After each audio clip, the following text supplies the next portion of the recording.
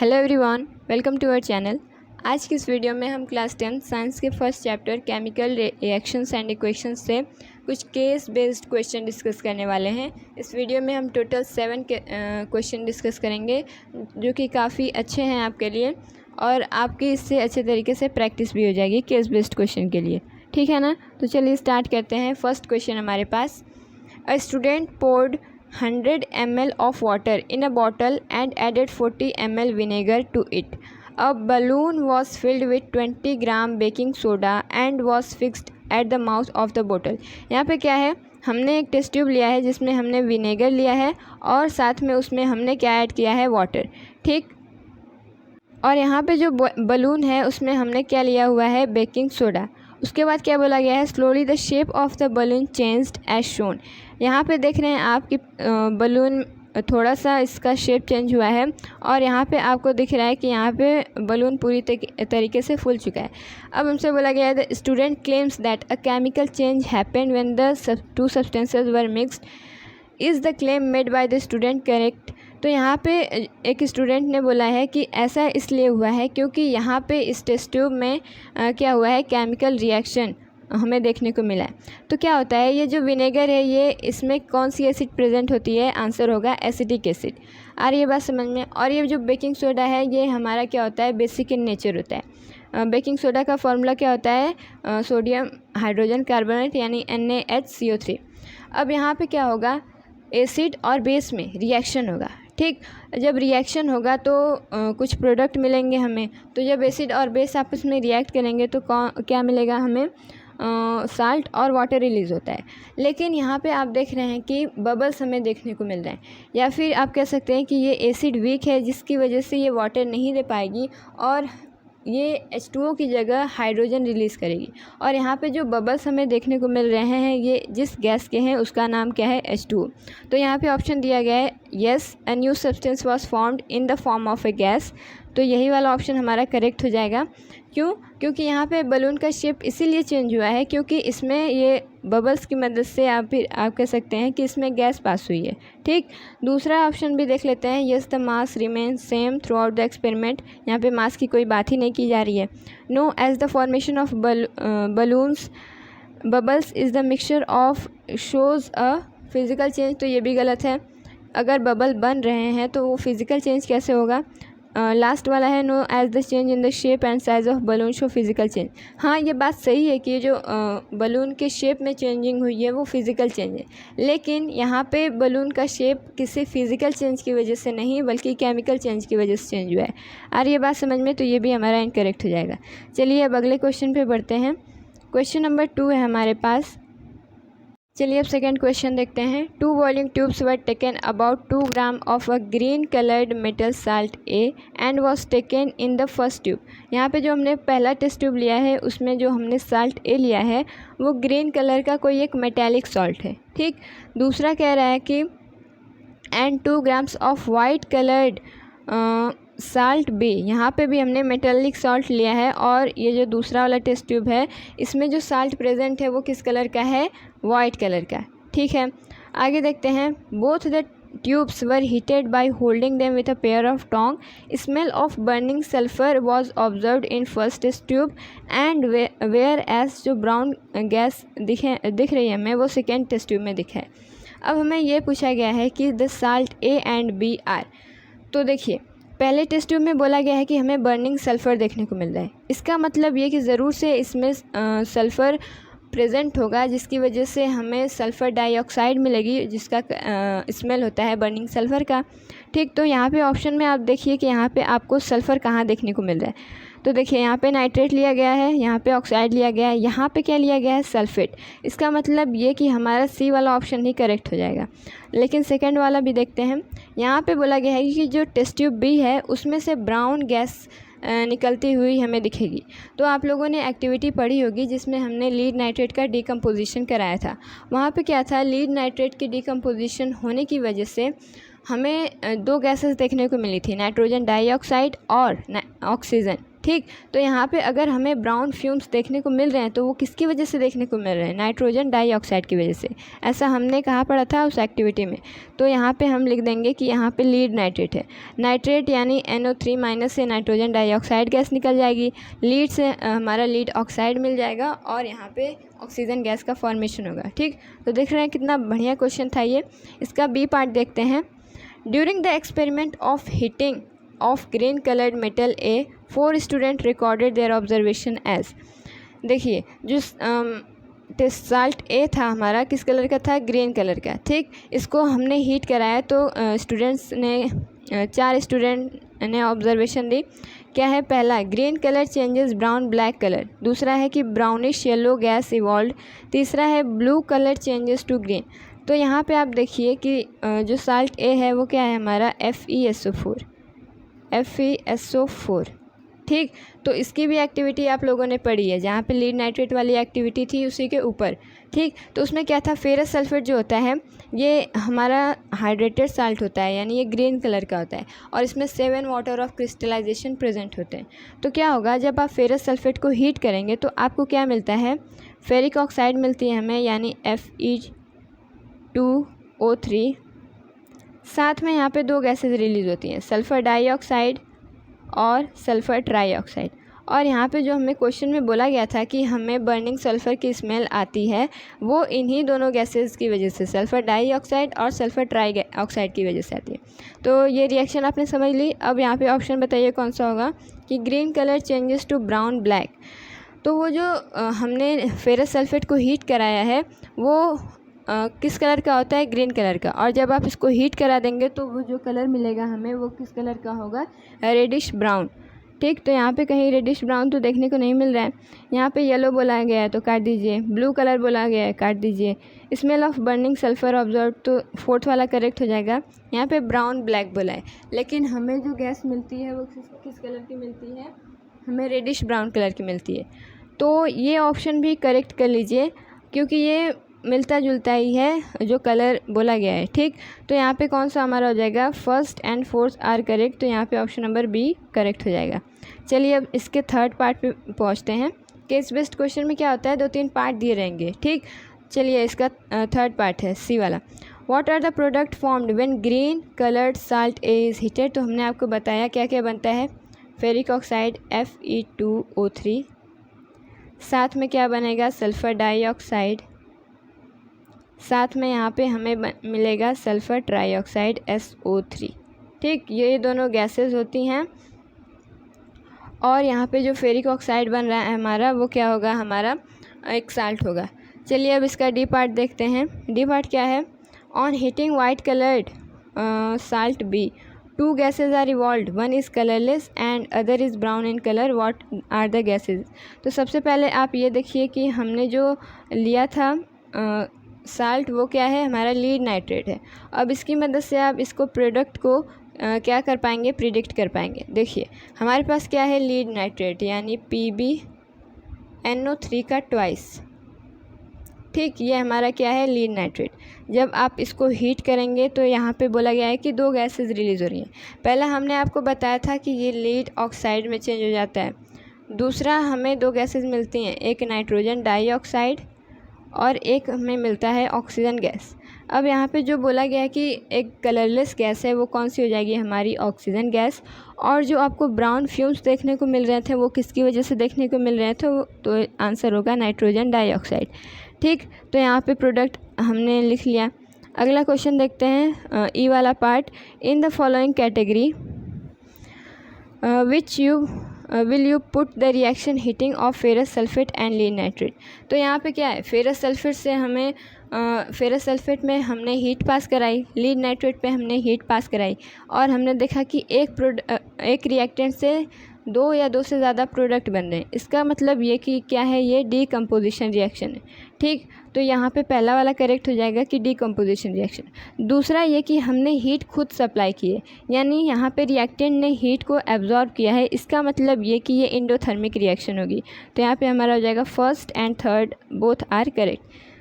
ठीक है। चलिए अब 3rd क्वेश्चन देखते हैं। White wash is very low cost type of paint made from slaked lime यानी calcium hydroxide, and chalk whiting. Chalk is calcium carbonate. Slagged lime turns into chalk by reacting with carbon dioxide in air over several days. This causes crystallization of which binds the strengthen the coating. Various other additive can be used. आगे लिखा है कि solid calcium oxide react vigorously with water. आप जानते हैं कि जो calcium oxide होता है वो वाटर के साथ विगरसली रिएक्ट करता है, यानी यहाँ पे जो एक्सोथर्मिक रिएक्शन होती है और बना लेता है क्या, कैल्शियम हाइड्रोक्साइड. ठीक, साथ में यहाँ पे हीट रिलीज़ होती है लार्ज अमाउंट में. अब क्या बोला गया है, accompanied by the liberation of heat, this process is called slaking of lime. आगे बोला गया है calcium hydroxide dissolve in water to form a solution called lime water. ठीक, अब जब आप इसको, हमने आपको बताया था कि जो सोडियम हाइड्रोक्साइड है उसको हम स्लैग्ड लाइम बोलते हैं, लेकिन अगर आप स्लैग्ड लाइम को वाटर में ऐड कर देंगे तो उसका नाम बदल जाता है और हो जाता है लाइम वाटर. चलिए अब देखते हैं which of the following is are true about the slaking of lime and the solution form. तो पहली बात यह है कि ये जो प्रोसेस है इसमें लिबरेशन ऑफ हीट हमें देखने को मिल रही है, तो ये हमारी एक्सोथर्मिक रिएक्शन होगी.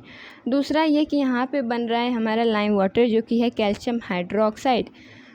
तो अगर कैल्शियम हाइड्रोक्साइड है यानी ये अपने एक्वस सोल्यूशन में Ca2+ और OH- आयन को रिलीज़ करेगा, और जो हाइड्रोक्साइड आयन देते हैं हमें वो क्या होते हैं, बेस होते हैं. और अगर ये जो बना है वो बेस है तो उसका pH क्या होगा, मोर देन 7 होगा या फिर लेस देन 7, तो आंसर होगा मोर देन 7. आ रही है बात समझ में, तो इसका ऑप्शन क्या हो जाएगा, second and third are correct, तो option number B is the correct option. चलिए फोर्थ क्वेश्चन पे बढ़ते हैं.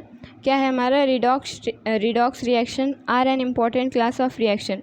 The oxidation and reduction reaction always occur simultaneously.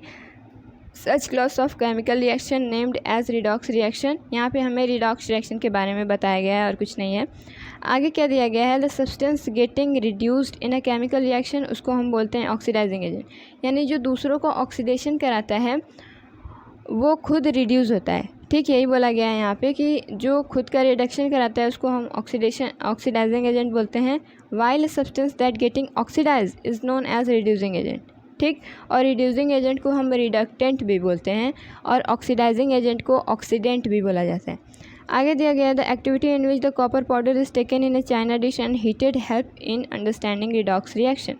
तो यहाँ पे आपको दिख रहा है कि हमें अपने ही बुक का एक फिगर दिया गया है जिसमें हमने चाइना डिश में क्या लिया है, कॉपर पाउडर.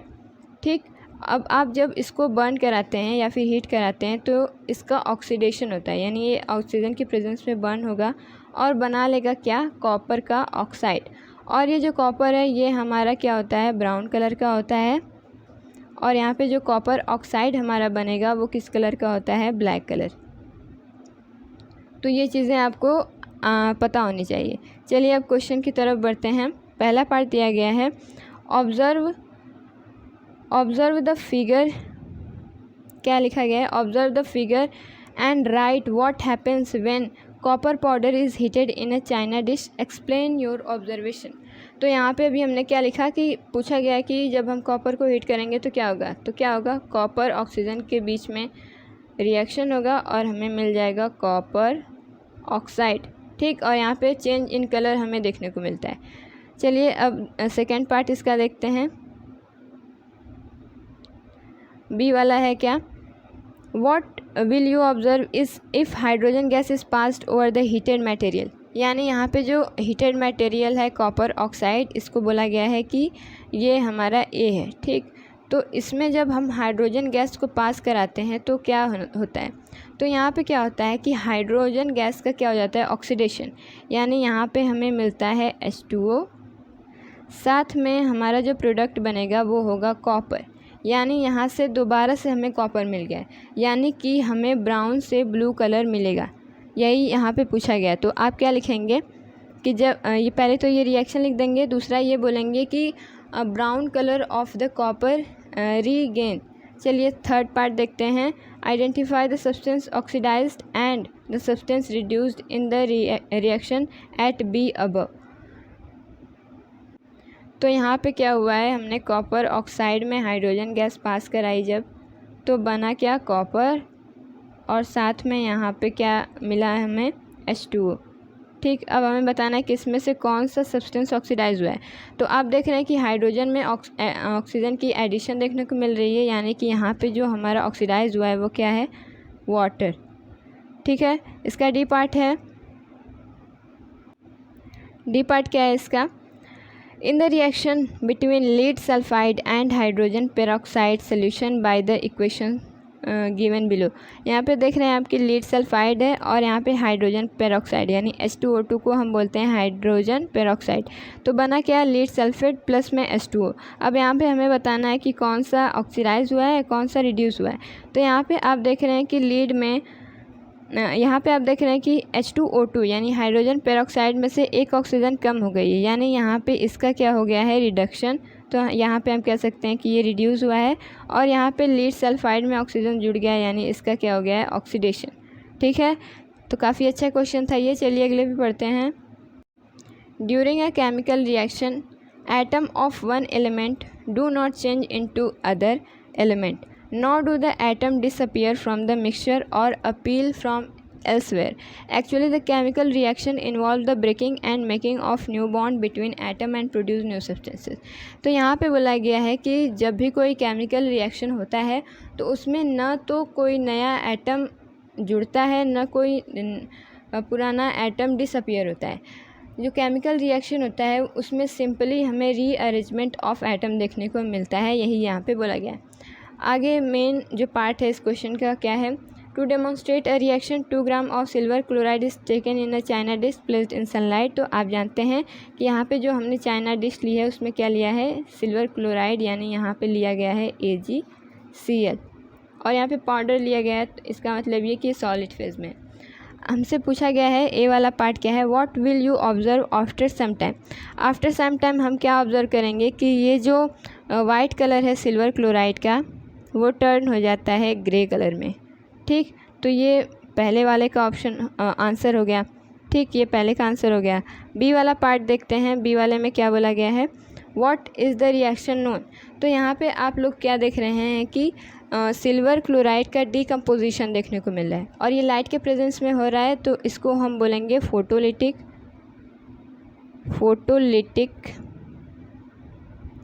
Decomposition reaction. ठीक, थर्ड पार्ट देखते हैं इसका, right the balanced chemical equation for the reaction. तो यहाँ पे क्या हो रहा है, AgCl है, ये जब इसमें से सनलाइट पास होगी तो यहाँ पे हमें Ag का पाउडर मिलेगा, साथ में यहाँ पे जो क्लोरीन गैस होती है वो रिलीज़ हो जाती है। ठीक, तो यहाँ पे इसका केमिकल रिएक्शन हो गया। डी वाला पार्ट देखते हैं, give the reason for this observation. तो इसका रीज़न क्या होगा कि in the presence of sunlight decomposition of silver chloride is observed due to which chlorine gas releases out and the remaining powder is of only silver, that is why change in colour is observe. ठीक, तो यहाँ पे reason क्या बोला गया है, तो आप कह सकते हैं कि सनलाइट की वजह से यहाँ पे सिल्वर क्लोराइड का डीकम्पोजिशन हो गया है और इसी वजह से हमें ग्रे कलर मिला है। क्वेश्चन नंबर 6 है, study the figure given below and answer the following question.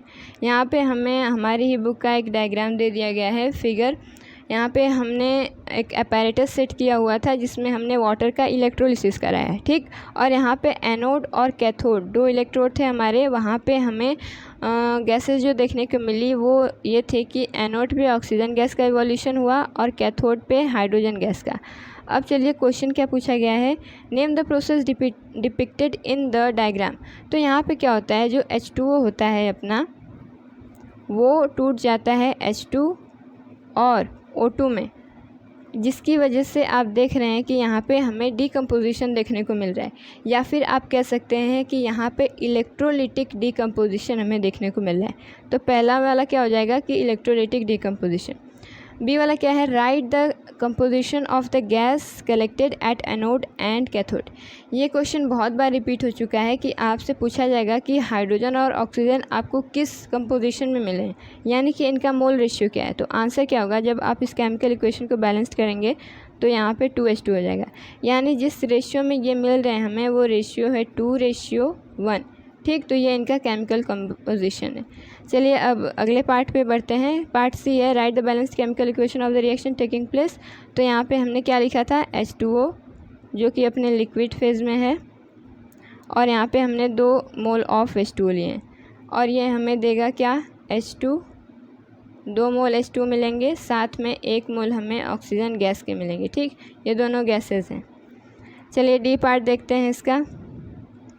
The reaction does not take place if a few drop of sulfuric acid are not added to water. Why? यहाँ पे आप लोगों ने जो activity 1.7 पढ़ी होगी उसमें लिखा होगा कि हम इस रिएक्शन को परफॉर्म करने के लिए इसमें सल्फ्यूरिक एसिड ऐड करते हैं। तो पूछा गया है कि अगर हम सल्फ्यूरिक एसिड नहीं ऐड करेंगे तो ये रिएक्शन नहीं होगी। रीज़न क्या है? ऐसा इसलिए कि जो सल्फ्यूरिक एसिड होती है ये वाटर की कंडक्टिविटी को बढ़ा देती है। कंडक्टिविटी को कैसे बढ़ाती है? तो जैसे आप सल्फ्यूरिक एसिड को ऐड करेंगे तो वो टूट जाएगा अपने H+ और SO4 2- आयन में, और यहाँ पे H+ और OH- आयन पहले से ही वाटर में मौजूद थे। तो इसका मतलब ये कि number of ions per unit volume बढ़ जाता है। इसी वजह से इसकी कंडक्टिविटी क्या होती है, इंक्रीज़ हो जाती है, और हमारा ये रिएक्शन हो पाता है। ठीक, तो ये सभी क्वेश्चंस के आंसर हो गए हैं। चलिए अब अगला वाला देखते हैं। फर्स्ट क्वेश्चन है हमारा question number 7। A 2 centimeter long thin ribbon of a metal X was taken and first cleaned with sandpaper। ठीक है, तो हमसे पूछा जाएगा कि सैंड पेपर से हम रब क्यों करते हैं। ऐसा भी क्वेश्चन कई बार पूछा जा चुका है। चलिए बहरहाल हम इसको आगे समझते हैं। It was then burnt with sprint lamp of burner by holding it with a pair of tongs। The ribbon burn with dazzling white, ये याद रखना है आपको। ठीक, flame and formed a powder why which was collected in the watch glass. तो यहाँ पे आप फिगर देख रहे हैं कि यहाँ पे हमने एक्स को, यानी यहाँ पे किसी मेटल के रिबन को हमने बर्न किया, और यहाँ पे हमें वाई प्रोडक्ट मिला है। तो हमसे पूछा गया है कि एक्स और वाई क्या है। तो आप लोगों ने एक्टिविटी 1.1 पढ़ी होगी, जिसमें हमने मैग्नीशियम रिबन को क्या कराया था, हीट कराया था, या फिर आप कह सकते हैं ऑक्सीडेशन कराया था। तो यहाँ पे जब हमने मैग्नीशियम रिबन को बर्न कराया, यानी कि ऑक्सीजन के प्रेजेंस में इसका क्या हुआ, ऑक्सीडेशन, तो हमें जो प्रोडक्ट मिला, या फिर आप कह सकते हैं जो इसकी ऐश मिली चाइना डिश में, वो किसकी थी, मैग्नीशियम ऑक्साइड की। तो यहाँ पे हम क्या कह सकते हैं कि ये जो एक्स है हमारा वो क्या है, मैग्नीशियम, और जो वाई बना है हमारा वो है हमारा मैग्नीशियम ऑक्साइड। तो यहाँ पे कौन सा हमारा सही हो जाएगा, ऑप्शन नंबर सी। बी वाला पार्ट देखते हैं। The colour of the powder और ऐश, ठीक, formed when a magnesium ribbon burnt in air is. तो देखिए जो मैग्नीशियम का रिबन होता है उसका कलर क्या होता है, ग्रे, और जब इसका आप ऑक्सीडेशन कराएंगे यानी मैग्नीशियम ऑक्साइड जब बनेगा उसका कलर क्या होता है, वाइट। और आप ये कैसे पता लगा सकते हैं, क्योंकि ये जो सबसे पहले तो हम पाउडर को देख के बता सकते हैं उसका कलर। दूसरा ये कि डैजलिंग वाइट कलर से ये जो मैग्नीशियम रिबन है वो बर्न होता है। ठीक, चलिए इसका थर्ड पार्ट देखते हैं। Why should a magnesium ribbon be cleaned before the burning air. ऐसा हमने आपको क्वेश्चन पढ़ते वक्त बताया था कि जब हम मैग्नीशियम रिबन को बर्न कराते हैं तो मैग्नीशियम रिबन को सबसे पहले हम सैंड पेपर से रब कराते हैं। ऐसा इसलिए क्योंकि अगर आप मैग्नीशियम रिबन को एयर के प्रेजेंस में रखेंगे तो वो एयर में मौजूद ऑक्सीजन से रिएक्ट करा लेगा और अपने ऊपर एक कोटिंग जमा लेता है, किसकी, मैग्नीशियम ऑक्साइड की। ठीक, और इसी कोटिंग को रिमूव करने के लिए ही हम इसको क्या करते हैं, क्लीन करते हैं। चलिए अब इसका डी पार्ट देखते हैं। Is burning of magnesium ribbon is physical change और chemical change, justify your answer. यहाँ पे पूछा गया है कि मैग्नीशियम रिबन का बर्न होना फिजिकल है या फिर केमिकल चेंज। तो इसमें सोचने वाली बात ही नहीं है, यहाँ पे केमिकल चेंज है। अब जस्टिफाई करना है तो यहाँ पे आप बोल सकते हैं क्योंकि यहाँ पे हमें नए प्रोडक्ट का फॉर्मेशन देखने को मिल रहा है जो कि है हमारा मैग्नीशियम ऑक्साइड। दूसरा रीज़न आप दे सकते हैं कि यहाँ पे चेंज कलर देखने को मिल रहा है जो ग्रे कलर से वाइट कलर में चेंज हो रहा है। तीसरा ये कि आपको यहाँ पे क्या मिल रही है, वाइट डैजलिंग फ्लेम देखने को मिल रहा है। ठीक, ये तीनों बातें आप लिख देंगे।